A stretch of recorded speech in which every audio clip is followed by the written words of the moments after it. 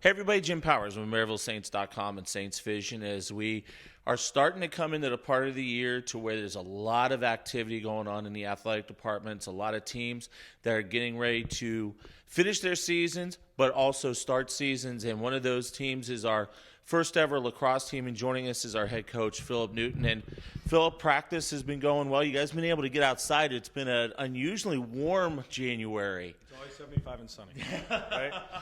No, it's been a good January for our guys. They got back January 10th. We got after it, and they've been rolling. You know, we had 2 days for a week, and got the guys back into shape a little bit, and then we turned around and got after it for a solid week. We got a good week of preparation under our belt so far now, and with an exhibition coming up this Saturday, we're excited to see the guys play against somebody else. It's been a long process to get them here, and that, that's how we approach it. It's a process every day. We come to work on the next day, and worry about that moment. So they're excited, and we're excited to get things going, here in the next couple of weeks. I was going to say the excitement level.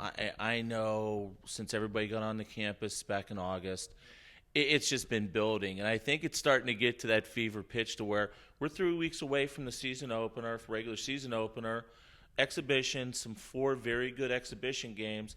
I think the guys, are really excited to show what it's all about and show Maryville University what lacrosse really is. Yeah, and that was the big piece. That was a big part of why these guys came here. They wanted to be a part of something new. They wanted to be a part of something fresh, and really put their stamp on it. And now they got a chance to go out and do that. They've had a lot of talk. Now is a chance to go out and start stacking up to it. So these next couple exhibitions, we don't really worry about them a lot. It's worrying about us, and we don't look to the future very much. We stay in the present. So it's about working every day, and for them, it is a good opportunity to showcase not only to the the community at Maryville, but at large, here in Chesterfield and town and country, that there's something good to come out and watch every weekend. And it's good to always get out and play against somebody else. They didn't get anything in the fall, and that's important that we get them out there early and let them beat up on somebody else for a little bit. So talk about the conference, Rocky Mountain. I would say one of the toughest conferences in Division II, and not so much just on the field, but also travel-wise. I mean, we're talking playing some teams out in Colorado on multiple days. Talk about the conference itself for people that may not know the Rocky Mountain. Rocky Mountain Athletic Conference, the teams are building.